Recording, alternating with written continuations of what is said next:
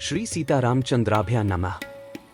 जनक जी का वंश परिचय और राम विवाह की विधि। श्रीमद् वाल्मीकि रामायण बालकांड सर्ग 37 श्लोक 12 से 22 इंच। सत्यं शिवम सुंदरम श्रीराम। सत्यं शिवम सुंदरम श्रीराम। श्रीमद् वाल्मीकि रामायण।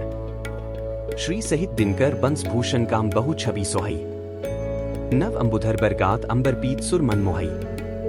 मुकुटांग दादी विचित्र भूषण अंग अंगन ही प्रति सजे। अंभोज नयन विशाल उर्भुज धन्य नर निरखंती जे। जय श्री राम।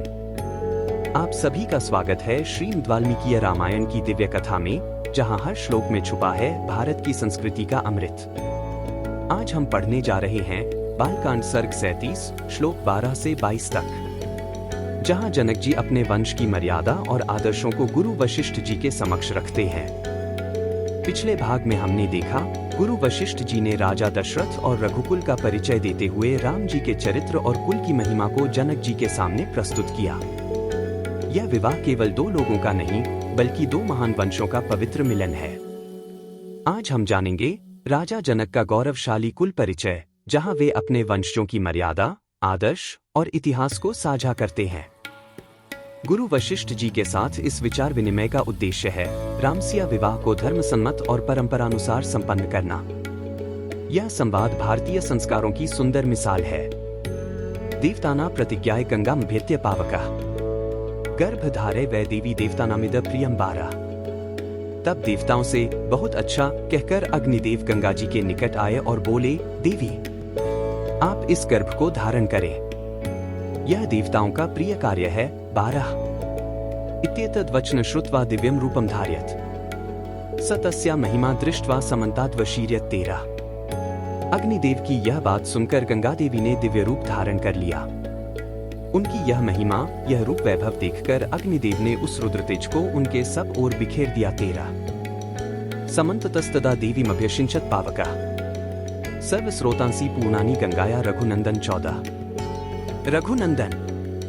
अग्निदेव ने जब गंगा देवी को सब ओर से उस रुद्रतेज द्वारा अभिषिक्त कर दिया, तब गंगा जी के सारे स्रोत उससे परिपूर्ण हो गए। 14 तमुवाच ततो गंगा सर्वदेव पुरोगमम् अशक्ता धारणे देव तेजस्तव समुद्धतम 15 दह्यमानाग्निना तेन संप्रव्यथित चेतना। तब गंगा ने समस्त देवताओं के अग्रगामी अग्निदेव से इस प्रकार कहा, देव आपके द्वारा स्थापित किए गए इस बढ़े हुए तेज को धारण करने में मैं असमर्थ हूँ। इसकी आंच से जल रही हूँ और मेरी चेतना व्यथित हो गई है। 15.5 अथा ब्रवीदिदं गंगा सर्वदेवोताशना 16 यह है इमवते पार्श्वे गर्भोयन सन्निवेशताम।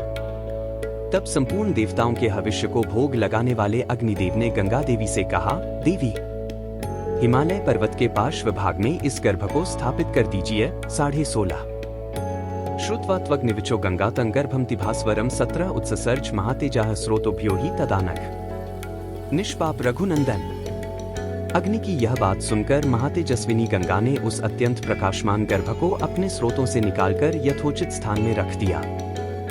यदस्या निर्गतं तस्मात् तप्तजाम्बून्द प्रभम 18 कांचनम धरणी प्राप्तम हिरण्यम तुल प्रभम ताम्रकार्णायसन चैव तैक्षण्यादेवाभिजायत। 19 गंगा के गर्भ से जो तेज निकला, वह तपाए हुए जाम्बूनद नामक सुवर्ण के समान कांतिमान दिखाई देने लगा।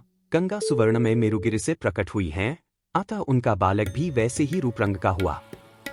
पृथ्वी पर जहां वह तेजस्वी गर्भ स्थापित हुआ, वहां की भूमि तथा प्रत्येक वस्तु सुवर्णमयी हो गई। उसके आसपास का स्थान अनुपम प्रभा से प्रकाशित होने वाला रजत हो गया।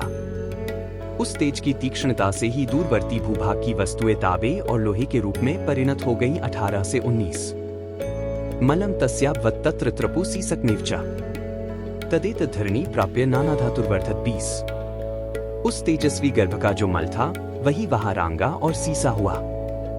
इस प्रकार पृथ्वी पर पड़कर वह तेज नाना प्रकार के धातुओं के रूप में वृद्धि को प्राप्त हुआ। 20 निक्षिप्त मात्रे गर्भे तु तेजोभिर्भिरंजितम सर्वम पर्वत सन्नद्धन सौवर्णम भवद वनम। 21 पृथ्वी पर उस गर्भ के रखे जाते ही उसके तेज से व्याप्त होकर पूर्वोक्त श्वेत पर्वत और उससे संबंध रखने वाला सारा वन सुवर्णमय होकर जगमगाने लगा। 21 जातरूपमिति ख्यातं तदा प्रभृति राघव सुवर्णं पुरुष व्याघ्रहुताशन संप्रभम तृण वृक्षलतागुल्म सर्वं भवति कांचनम। 22 पुरुष सिंह रघुनंदन। तभी से अग्नि के समान प्रकाशित होने वाले सुवर्ण का नाम जातरूप हो गया, क्योंकि उसी समय सुवर्ण का तेजस्वी रूप प्रकट हुआ था। उस गर्भ के संपर्क से वहां का तृण, वृक्ष, लता और गुल्म सब कुछ सोने का हो गया। 22 कल के भाग में हम पढ़ेंगे बालकांड सर्ग 37 श्लोक 23 से 32 तक, जहां विवाह की तारीख तय होती है, जनक जी द्वारा यथासंभव व्यवस्था की जाती है और संपूर्ण मिथिला नगरी में उत्सव और मंगल की ध्वनि गूंजने लगती है। राम विवाह की ओर हम अब एक एक कदम और आगे बढ़ रहे हैं।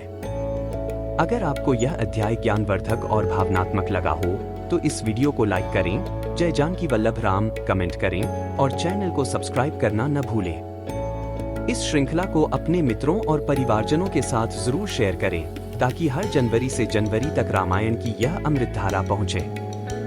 फिर मिलते हैं कल एक और प्रेरक प्रसंग के साथ। जय श्री राम, जय जानकी माता।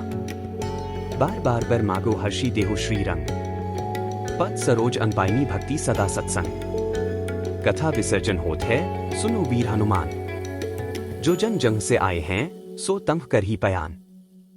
बोलो सियावर रामचंद्र जी की जय। राम भक्त हनुमान जी की जय। उमापति महादेव जी की जय। मंगल भवन अमंगलहारी, द्रवहु सुत सरथ अजिर बिहारी। दीन दयाल बिरिदु संभारी, हरहु नाथ मम संकट भारी। जय सिया राम, जय जय सिया राम।